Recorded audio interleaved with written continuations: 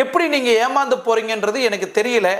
கவர்மெண்டாலேயே 10% தள்ளுபடியில் கூட ஒரு பொருளை கொடுக்க முடியாத இந்த காலகட்டத்தில் ஒரு தனிப்பட்ட நபர், அவன் கோடீஸ்வரனும் கிடையாது, ஒரு தனிப்பட்ட நபர் வந்து நான் 50% உனக்கு நான் பொருளை வாங்கி தரேன் அப்படின்னா மக்கள் எல்லாம் நீங்க எப்படி ஏமாந்து போறீங்கன்றது எனக்கு தெரியல. இப்போ உதாரணத்துக்கு நீங்க எடுத்துக்கங்க, நிறைய இப்போ இந்த பிட்காயின் நெட்வொர்க் மார்க்கெட்டிங்ன்றது இப்போ நீங்க 1 லட்சம் ரூபாய் போட்டீங்கன்னா உங்களுக்கு டெய்லியும் 2% கிடைக்குது, டெய்லி 3% கிடைக்குது, டெய்லி 4% கிடைக்குதுன்றான்.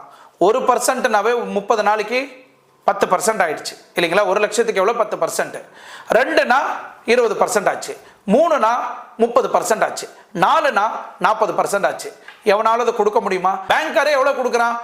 7.5, 6.5, 8.5, 9.5, மேக்சிமம் 10 கொடுக்குறான். அதுவும் மாசத்துக்கு இல்லை, வருஷத்துக்கு.